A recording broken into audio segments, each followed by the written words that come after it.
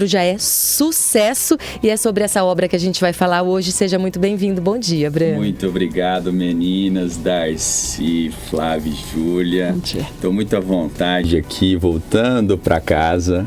É muito bom falar do livro. O livro ele foi pensado como sendo uma apostila do meu primeiro curso presencial, o curso de oratória, carisma e persuasão. Mas eu me empolguei.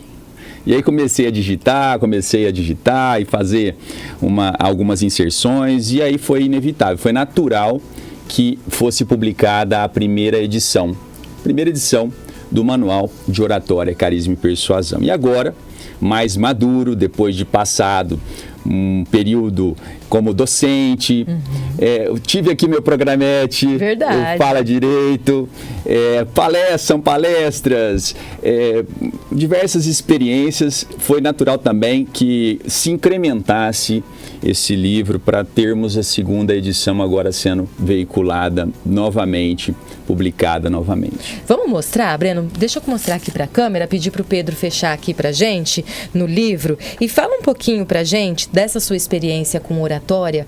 Qual que é a importância da oratória para todas as profissões? A gente trabalha com isso, é jornalista, mas quem trabalha com administração, com direito, na área de saúde, hoje a gente sabe que a oratória é importante para qualquer profissional, né? Fala um pouquinho sobre isso. Sem sombra de dúvida. Para mim, a maior qualidade que a oratória pode dar para um profissional é a construção de uma imagem profissional positiva. Você pode ser um profissional de vendas, um profissional da área de advocacia, da medicina, profissional liberal como um todo.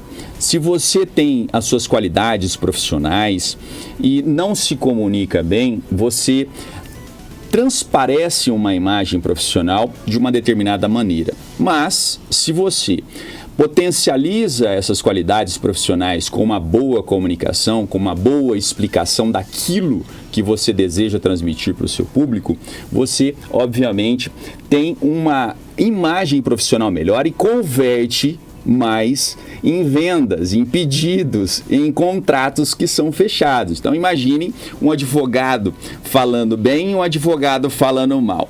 Um vendedor falando bem e um vendedor falando mal. Nós temos aí na história um filósofo chamado Isócrates que fala que a eloquência, entenda, a oratória no lugar de eloquência, é a arte de aumentar coisas pequenas e de diminuir coisas grandes. Então essa é a grande virtude da oratória, mas não é só isso. Para mim, nós temos também um aumento da autoestima. Aquele que se comunica bem, ele não tem medo de passar pelo público, seja ele com poucas pessoas, com muitas pessoas. O fato é que você ganha uma autoestima, uma sensação de confiança e de autoridade que, se você não tivesse uma boa comunicação, provavelmente você teria essa autoestima diminuída.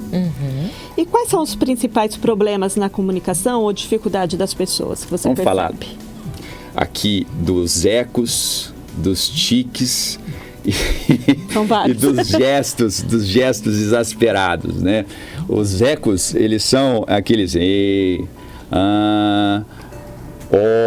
nos finais de frases. Eu dou como exemplo no meu curso o exemplo do senador Sérgio Moro, que quando ele vai falar, ele sempre estica as palavras. Então, eu como ministro da Justiça, eu procurei fazer uma boa administração, e aí fica estendendo as palavras, os is, os as e os os, de maneira que você atrapalha, tem um ruído. As pessoas com o tempo eles vão sentindo que aquilo está incomodando. São pessoas que têm medo do silêncio. E os tiques, né? São as perguntas nos finais de afirmações. Você já conhece aquela pessoa e fala assim: olha, eu fui fazer uma apresentação do meu trabalho, tá? Ou eu fui fazer a apresentação do meu trabalho, né? Você está me entendendo? Ora, se você está afirmando, você não precisa fazer uma pergunta no final de frase, como se você estivesse esperando a validação dos seus ouvintes. Isso transparece uma insegurança e é tudo que você não quer transparecer quando você está falando.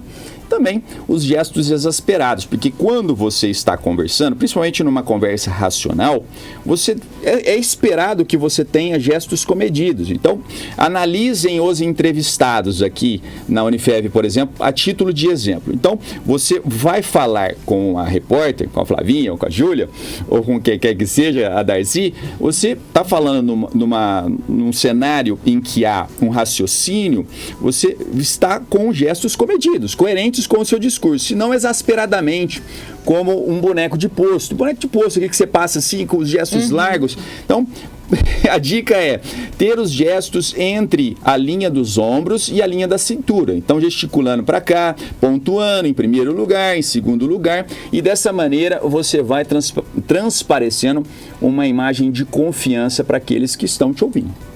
Breno, nesse tempo de redes sociais, ainda mais, a gente sabe o quanto que a comunicação é importante. Para quem está nos assistindo, quer começar a melhorar a comunicação, não só nas redes sociais, mas presencialmente, na vida, qual a orientação que você dá? Tem que primeiro perder um pouco da vergonha, tem que ser carudo, ir fazer, tentar. Qual que é a orientação para quem está começando a prestar atenção na sua oratória, a querer melhorar, independente da profissão? Qual a orientação? Começar a treinar, olhando para o celular, olhando para o espelho, e as dicas que eu acabei de dar para vocês aqui a respeito dos tiques, no começo vai ser um pouco difícil, mas é com esse treinamento. Fazer esses es, esses is, essas perguntas apenas mentalmente.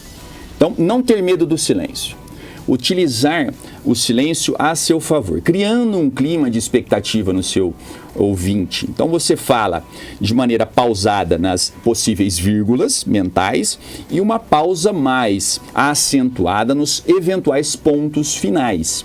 E utilizando a regra que eu chamo de negrito, itálico e sublinhado. Então você tem lá um texto que você está digitando, um e-mail ou um documento no Word. Você coloca em negrito ou em itálico, ou você sublinha as palavras que você quer dar destaque, não é mesmo? Então você vai fazer isso da mesma maneira na sua fala. Então, nas palavras mais importantes, você eleve um pouquinho o tom de voz, como que querendo negritar aquela parte da sua oração. Então, essa é uma segunda dica. Então, silêncio estratégico, o silêncio proposital entre as frases e também esta elevação do tom de voz quando você estiver falando os pontos principais. E o terceiro é a regra dos 3 segundos. Então você vai olhar para as pessoas com as quais você está conversando, às vezes para a câmera do celular, mas veja com cuidado especial para você olhar nos olhos das pessoas por até 3 segundos. Mais que isso, você pode causar um constrangimento naquele que está te ouvindo. Então, olhe 3 segundos para cá, estou olhando para a Flavinha, estou olhando 3 segundos para a Júlia, estou olhando 3 segundos para a Darcy, convocando todos nós aqui para prestar atenção no que eu estou falando. Afinal, os olhos são o espelho da nossa alma. Então, eu estou querendo falar com vocês, eu estou falando a verdade, eu estou sendo sincero. Então, é isso que se espera de uma boa oratória, Flavinha. Muito bom. Bacana. E com todas essas informações, tem muito mais no livro, né? Como que as pessoas podem adquirir o livro? Deixa o seu contato, redes sociais. Fala pro pessoal.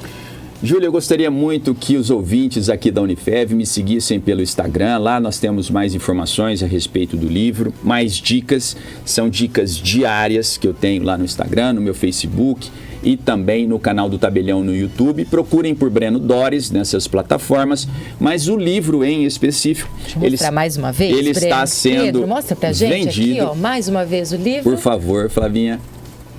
Pode falar, Breno, ele está sendo vendido. Como que a gente no adquire? Site da editora Dialética. Então digite no Google aí, editora Dialética, Oratória, Carisma e Persuasão, que fatalmente você vai encontrar essa obra sensacional. Muito bom, e que é sucesso, está na sua 2ª edição, e como o Breno falou, para qualquer profissional. Você não precisa ser da área da comunicação para melhorar a sua comunicação e até o seu desempenho no mercado de trabalho e na vida como um todo, Breno, porque eu falo assim que, ó, se a comunicação das pessoas fossem boas, de verdade, a gente evitava muito problema, né? É verdade. Porque tem muito problema que é comunicação, Exatamente. Briga entre casais por falta de comunicação, comunicação, às vezes desentendimento no trabalho. A comunicação resolve muita coisa e a gente tem que trabalhar muito a nossa comunicação. Perfeito, Flavinha. Clareza. Né? É isso. As primeiras frases têm que ser aquelas que explicam de fato a tua ideia, né, pessoal? É isso. Breno, obrigada mais uma vez. Sucesso e a gente está sempre de portas abertas.